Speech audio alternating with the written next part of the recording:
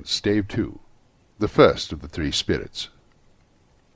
When Scrooge awoke, it was so dark that, looking out of bed, he could scarcely distinguish the transparent window from the opaque walls of his chamber.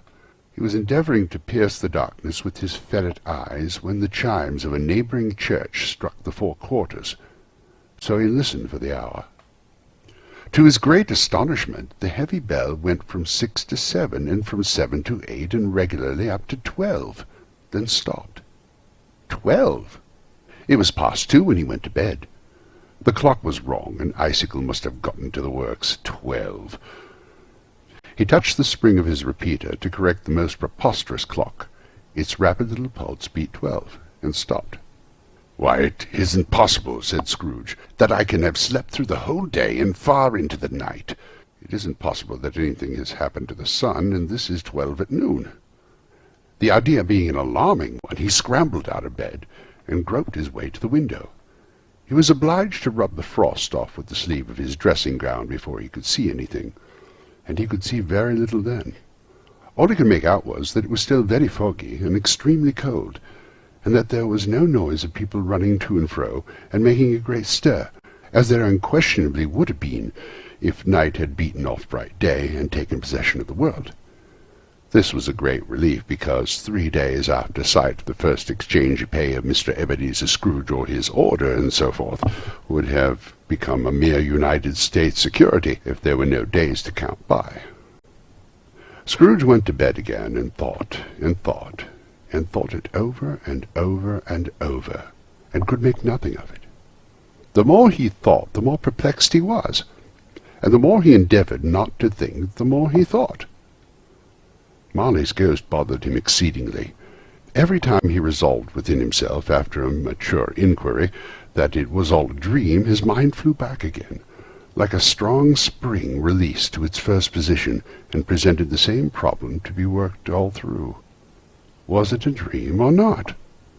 Scrooge lay in this state until the chime had gone 3 quarters more, when he remembered on a sudden that the ghost had warned him of a visitation when the bell tolled 1.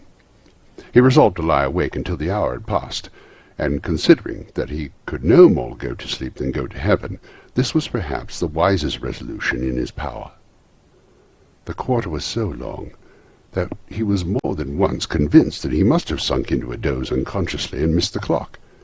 At length it broke upon his listening ear. "Ding-dong! A quarter past," said Scrooge, counting.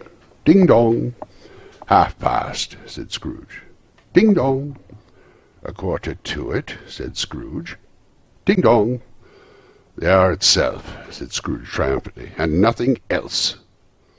He spoke before the hour bell had sounded, which it now did with a deep, dull, hollow, melancholy 1. Light flashed up in the room upon an instant, and the curtains of his bed were drawn.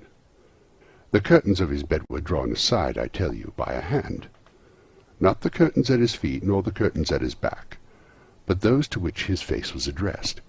The curtains of his bed were drawn aside, and Scrooge, starting up into a half-recumbent attitude, found himself face to face with the unearthly visitor who drew them, as close to it as I am now to you, and I am standing in the spirit at your elbow. It was a strange figure, like a child, yet not so like a child as like an old man viewed through some supernatural medium, which gave him the appearance of having receded from the view and being diminished to a child's proportions. Its hair, which hung about its neck and down its back, was white, as if with age, and yet the face had not a wrinkle on it, and the tenderest bloom was on the skin. The arms were very long and muscular, the hands the same, as if its hold were of uncommon strength. Its legs and feet, most delicately formed, were, like those upper members, bare. It wore a tunic of the purest white, and round the waist was bound a lustrous belt, the sheen of which was beautiful. It had a branch of fresh green holly in its hand, and, in singular contradiction of that wintry emblem, had its dress trimmed with summer flowers. But the strangest thing about it was, that from the crown of its head there sprung a bright clear jet of light, by which all was visible, and which was doubtless the occasion of its using in its duller moments a great extinguisher for a cap which it now held under its arm. Even this, though when Scrooge looked at it with increasing steadiness, was not the strangest quality. For as its belt sparkled and glittered, now in one part and now in another, and what was light one instant at another time was dark, so the figure itself fluctuated in its distinctness, being now a thing with one arm, now with one leg, now with 20 legs, now a pair of legs without a head, now a head without a body, of which dissolving parts no outline would be visible in the dense gloom wherein they melted away, and in the very wonder of this, it would be itself again, distinct and clear as ever. "Are you the spirit, sir, whose coming was foretold to me?" asked Scrooge. "I am." The voice was soft and gentle, singularly low, as if instead of being so close beside him, it were at a distance. "Who and what are you?" Scrooge demanded. "I am the ghost of Christmas past." "Long past?" inquired Scrooge, observant of its dwarfish stature. "No, your past." Perhaps Scrooge could not have told anybody why, if anybody could have asked them, but he had a special desire to see the spirit in his cap, and begged him to be covered. "What!" exclaimed the ghost. "Would you so soon put out with worldly hands the light I give? Is it not enough that you are one of those whose passions made this cap, and forced me through the whole trains of years to wear it low upon my brow?" Scrooge reverently disclaimed all intention to offend, any knowledge of having wilfully bonneted the spirit of any period in his life. Then he made bold to inquire what business brought him here. "Your welfare," said the ghost. Scrooge expressed himself much obliged, but could not help thinking that a night of unbroken rest would have been more conducive to that end. The spirit must have heard him thinking, for it said immediately, "Your reclamation, then. Take heed." It put out his hand as it spoke, and clasped him gently by the arm. "Rise, and walk with me." It would have been in vain for Scrooge to plead the weather and the hour were not adapted to pedestrian purposes, that bed was warm and the thermometer a long way below freezing, that he was clad but lightly in his slippers, dressing-gown, and nightcap, and that he had a cold upon him at the time. The grasp, though gentle as a woman's hand, was not to be resisted. He rose, but finding that the spirit made towards the window, clasped his robe in supplication. "I am mortal," Scrooge remonstrated, "and liable to fall." "Bear but a touch of my hand there," said the spirit, laying it upon his heart, "and you shall be upheld in more than this." As the words were spoken, they passed through the wall, and stood upon an open country road, with fields on either hand. The city had entirely vanished, not a vestige of it was to be seen. The darkness and the mist had vanished with it, for it was a clear, cold, wintry day, with snow upon the ground. "Good heaven!" said Scrooge, clasping his hands together as he looked about him. "I was bred in this place. I was a boy here." The spirit gazed upon him mildly. Its gentle touch, though it had been light and instantaneous, appeared still present to the old man's sense of feeling. He was conscious of 1,000 odours floating in the air, each one connected with 1,000 thoughts and hopes and joys and cares long, long forgotten. "Your lip is trembling," said the ghost. "And what is that upon your cheek?" Scrooge muttered with an unusual catching in his voice that it was a pimple, and begged the ghost to lead him where he would. "You recollect the way?" inquired the spirit. "Remember it!" cried Scrooge with fervour. "I could walk it blindfolded." "Strange to have forgotten it for so many years," observed the ghost. "Let us go on." They walked along the road, Scrooge recognizing every gate, every post, every tree, until a little market town appeared in the distance, with its bridge, its church, and winding river. Some shaggy ponies were now seen trotting towards him, with boys upon their backs, who called to other boys in country gigs and carts, driven by farmers.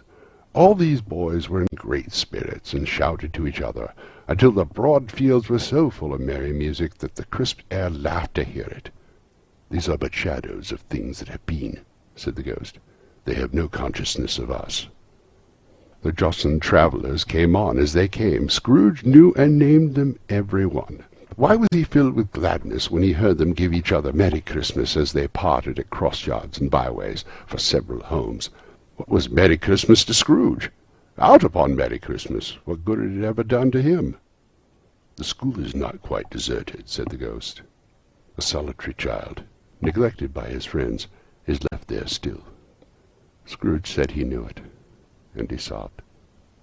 They left the high road by a well-remembered lane, and soon approached a mansion of dull red brick, with a little weathercock-surmounted cupola on the roof, and a bell hanging in it. It was a large house, but one of broken fortunes, for the spacious offices were little used. Their walls were damp and mossy, their windows broken and their gates decayed. Fowls clucked and strutted in the stables, and the coach-houses and sheds were overrun with grass. Nor was it more retentive of its ancient state within, for entering the dreary hall and glancing through the open doors of many rooms, they found them poorly furnished, cold and vast. There was an earthly savour in the air, a chilly barrenness in the place, which associated itself somehow with too much getting up by candlelight and not too much to eat. They went, the ghost and Scrooge, across the hall to a door at the back of the house. It opened before them and disclosed a long, bare, melancholy room, made barer still by lines of plain deal forms and desks. At one of these a lonely boy was reading near a feeble fire, and Scrooge sat down upon a form, and wept to see his poor forgotten self as he used to be. Not a latent echo in the house, not a squeak and scuffle from the mice behind the panelling, not a drip from the half-thawed water-spout in the dull yard behind, not a sigh among the leafless boughs of one despondent poplar, not the idle swinging of an empty stone-house door, no, not a clicking of the fire, but fell upon the heart of Scrooge with a softening influence, and gave a freer passage to his tears. The spirit touched him on the arm and pointed to his younger self, intent upon his reading. Suddenly a man in foreign garments, wonderfully real and distinct to look at, stood outside the window with an axe stuck in his belt, and leading by the bridle an ass laden with wood. "Why, it's Ali Baba!" Scrooge exclaimed in ecstasy. "Dear old honest Ali Baba, yes, I know. One Christmas time, when yon solitary child was left here all alone, he did come, for the first time, just like that. Poor boy.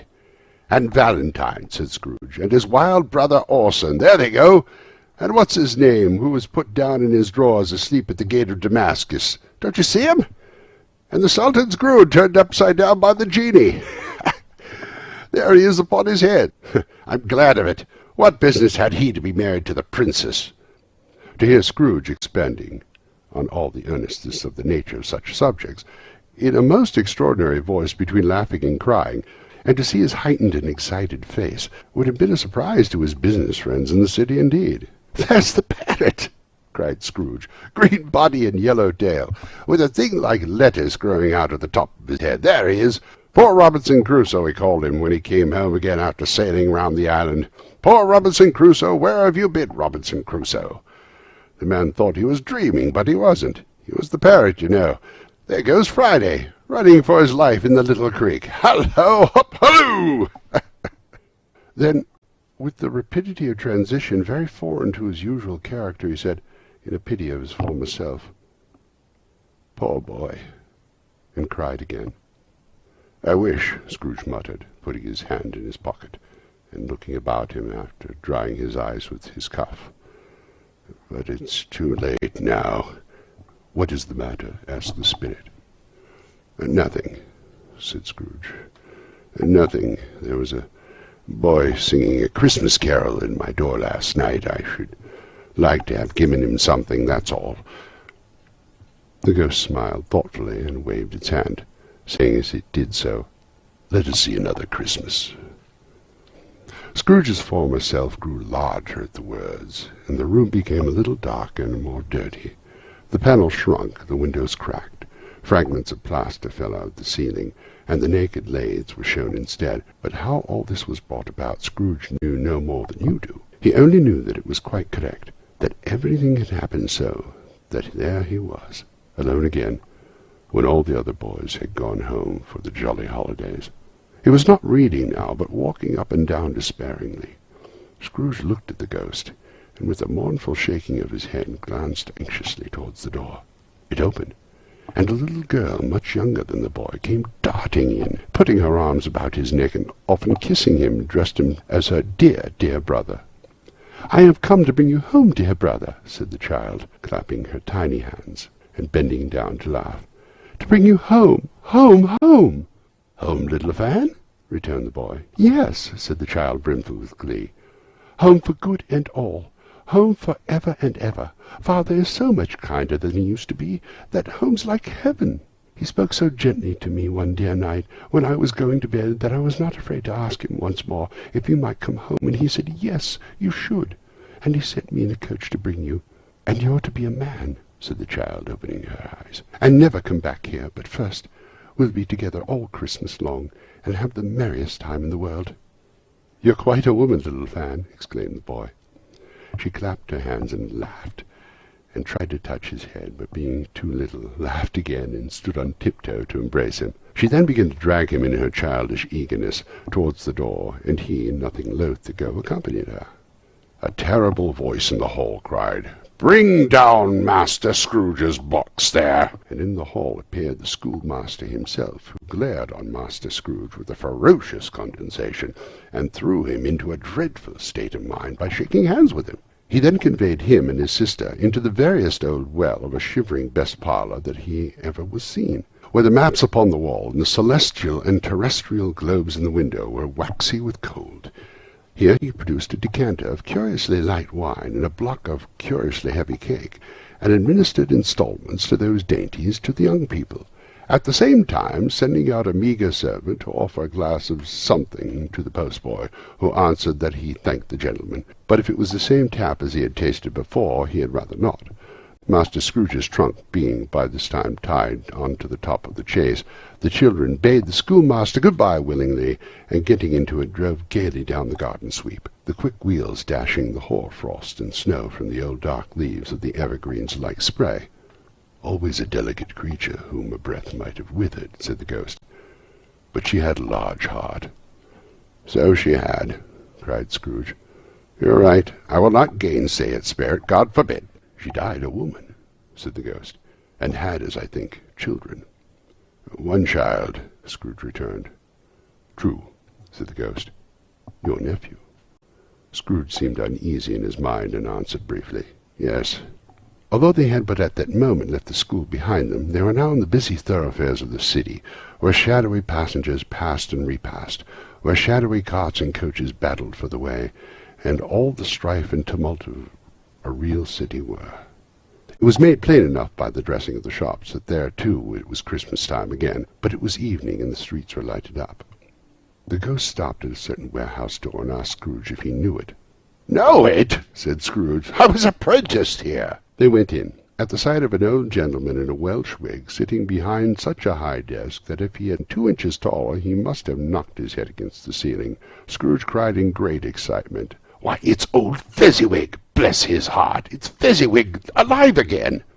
Old Fezziwig laid down his pen and looked up at the clock, which pointed to the hour of 7. He rubbed his hands, adjusted his capricious waistcoat, laughed all over himself, from his shoes to his organ of benevolence, and called out in a comfortable, oily, rich, fat, jovial voice, "Yo-ho there, Ebenezer! Dick!" Scrooge's former self, now a grown young man, came briskly and accompanied by his fellow prentice. "Dick Wilkins, to be sure," said Scrooge to the ghost. "Bless me eyes, there he is! He was very much attached to me, was Dick. Poor Dick, dear, dear." "Yo-ho, my boys," said Fezziwig. "No more work tonight. Christmas Eve, Dick. Christmas, Ebenezer. Let's have the shutters up," cried old Fezziwig with a sharp clap of his hands, "before a man can say Jack Robinson."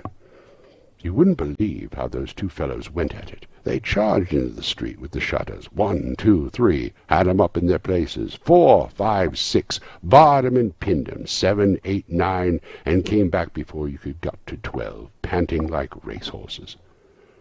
"Hallo-ho!" cried old Fezziwig, skipping down from the high desk with wonderful agility. "Clear away, my lads, and let's have lots of room here. Hallo-ho! Dick, chirp, Ebenezer!" Clear away. There was nothing they wouldn't have cleared away, or couldn't have cleared away, with old Fezziwig looking on. It was done in a minute.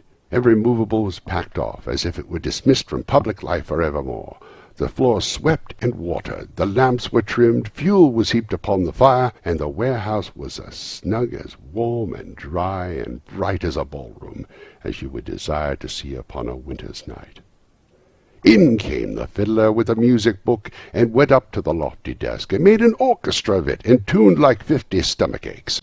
In came Mrs. Fezziwig, one vast substantial smile. In came the 3 Miss Fezziwigs, beaming and lovable. In came the 6 young followers whose hearts they broke. In came all the young men and women employed in the business. In came the housemaid with her cousin the baker. In came the cook with her brother's particular friend the milkman. In came the boy from over the way, who was suspected of not having board enough from his master, trying to hide himself behind the girl from next door, but one who was proved to have had her ears pulled by her mistress.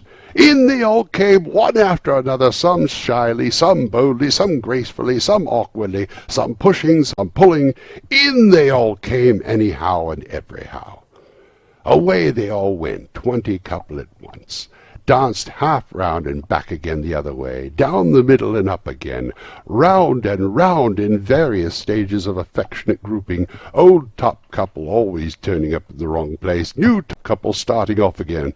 As soon as they got there, all top couples at last, and not a bottom one to help him. When this result was brought about, old Fezziwig, clapping his hands to stop the dance, cried out, "Well done!" And the fiddler plunged his hot face into a tub of porter specially provided for that purpose. But scorning rest, upon his reappearance, he instantly began again, though there were no dancers yet, as if the fiddler had been carried home exhausted in a shutter, and he were a brand-new man resolved to beat them out of sight or perish. There were more dances, there were more forfeits, and more dances, and there was cake, and there was negus, and there was a great piece of cold roast, and there was a great piece of cold boiled, and there were mince pies, and plenty of beer. But the great effect of the evening came after the roast and boiled, when the fiddler, an artful dog mind, a sort of man who knew his business better than you or I, and could have told him, struck up Sir Roger de Coverley. Then old Fezziwig stood out to dance with Mrs. Fezziwig, top couple too, and a good stiff piece of work cut out for them, 3 or 4 and 20 pair of partners, people who were not to be trifled with, people who would dance and had no notion of walking. But if they had been twice as many, 4 times, old Fezziwig would have been a match for them, and so would Mrs. Fezziwig. As to her, she was worthy to be his partner in every sense of the term. If that's not high praise, tell me higher, and I'll use it. A positive light appeared to issue from Fezziwig's calves. They shone in every part of the dance like moons. You wouldn't have predicted at any time what would have become of him next. And then old Fezziwig and Mrs. Fezziwig had gone all through the dance, advance and retire, both hands to your partner, bow and curtsy, corkscrew, thread the needle, and back again your place. Fezziwig cut so deftly he appeared to wink with his legs, and came upon his feet again without a stagger. When the clock struck 11, the domestic ball broke up.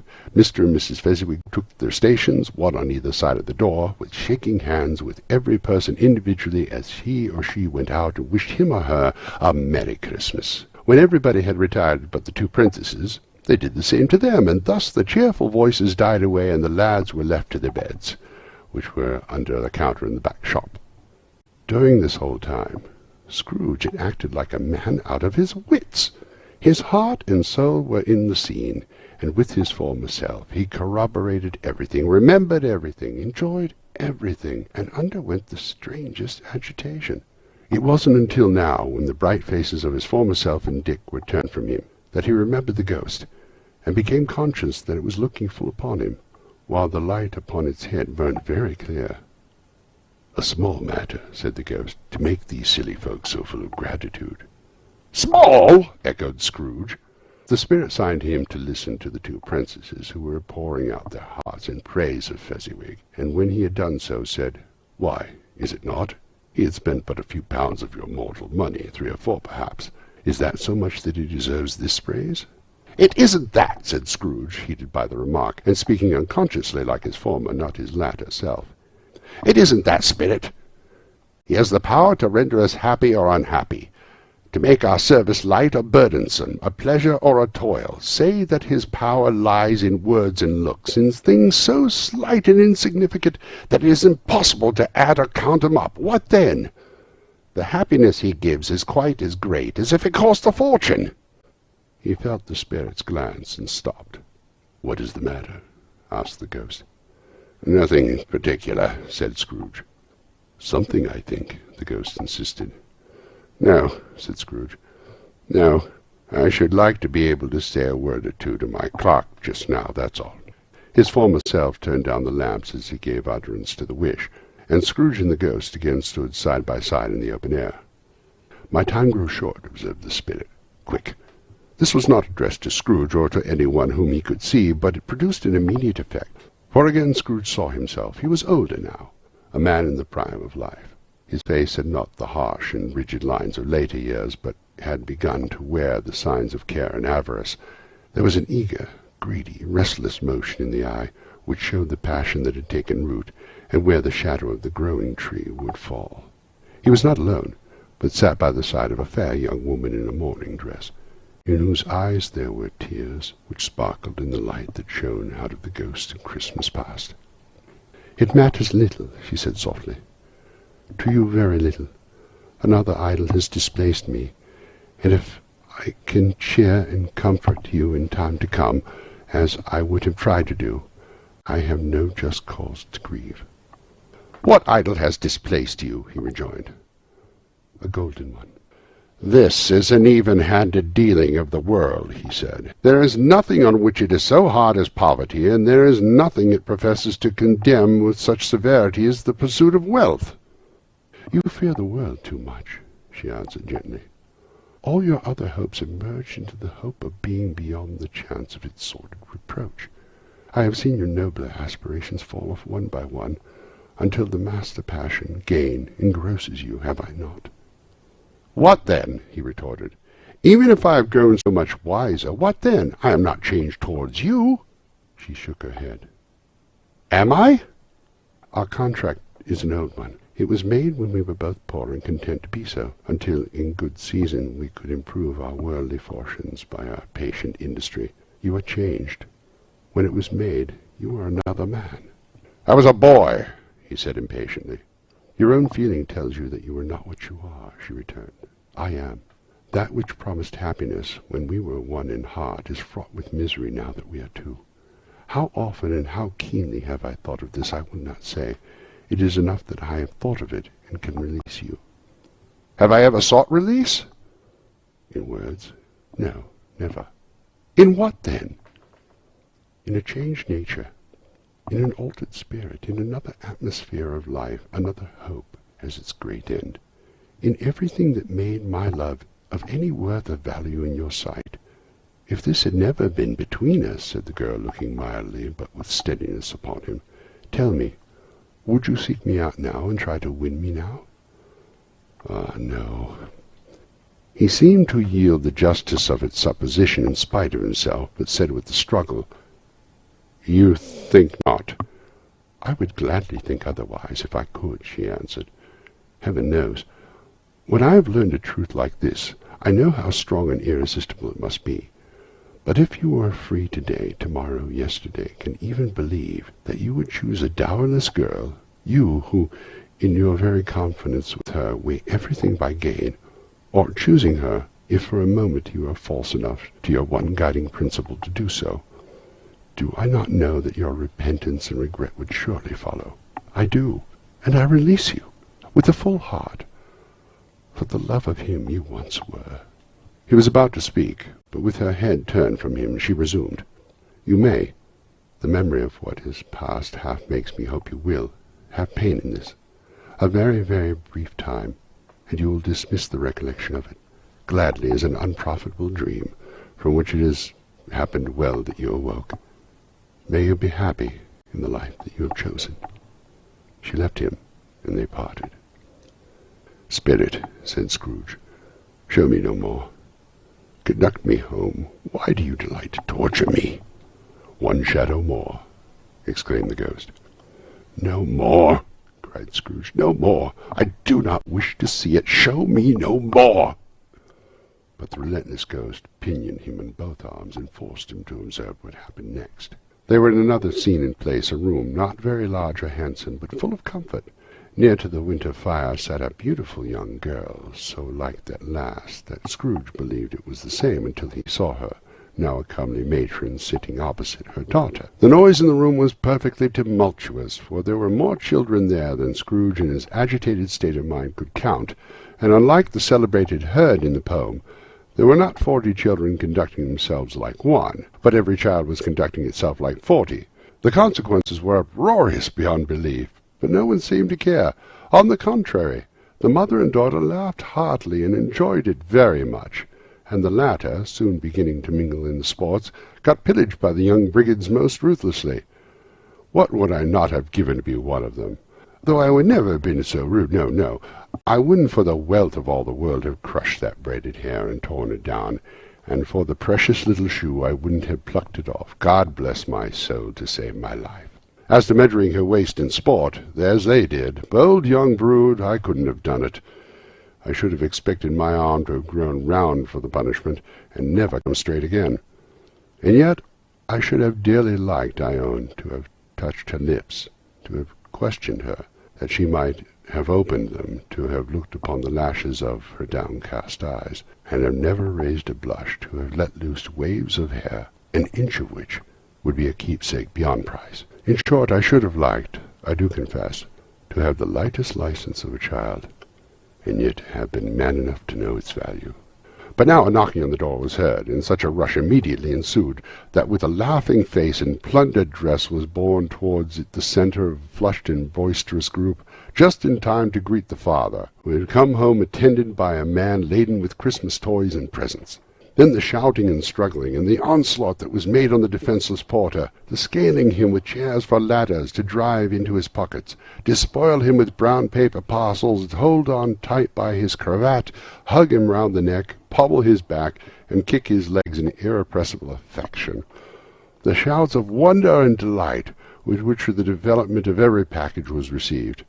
The terrible announcement that the baby had taken in the act of putting a doll's frying pan into his mouth, and was more than suspected of having swallowed a fictitious turkey glued on a wooden platter. The immense relief of finding this a false alarm, the joy, the gratitude, and ecstasy, they were all indescribable alike. It is enough that by degrees the children and their emotions had got out of the parlour, and by one stair at a time, up to the top of the house, when they went to bed, and so subsided.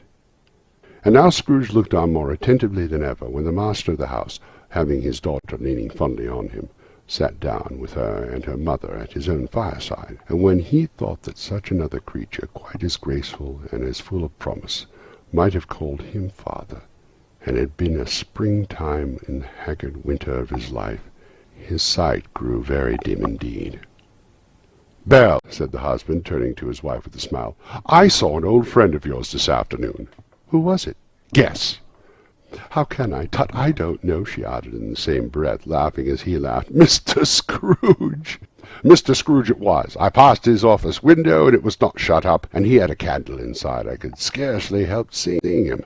His partner lies upon the point of death, I hear, and there he sat alone, quite alone in the world, I do believe." "Spirit," said Scrooge in a broken voice, "remove me from this place." "I have shown you the shadows of things that have been," said the ghost. "That they are what they are, do not blame me." "Remove me!" Scrooge exclaimed. "I cannot bear it!" He turned upon the ghost, and seeing that it looked upon him with a face in which some strange way there were fragments of all faces it had shown him, wrestled with it. "Leave me! Take me back! Haunt me no longer!" In the struggle, if it can be called a struggle, in which the ghost, with no visible resistance on its own part, was undisturbed by any effort of its adversary, Scrooge observed that its light was burning high and bright, and dimly connecting that with its influence over him, he seized his extinguisher cap, and by a sudden action pressed it down upon his head. The spirit dropped beneath it, so that the extinguisher covered its whole form, but though Scrooge pressed it down with all its force, he could not hide the light, which streamed from under it in an unbroken flood upon the ground. He was conscious of being exhausted and overcome by an irresistible drowsiness, and further, of being in his own bedroom. He gave the cap a parting squeeze, in which his hand relaxed, and had barely time to reel to bed before he sank into a heavy sleep. The end of Stave 2 of A Christmas Carol by Charles Dickens.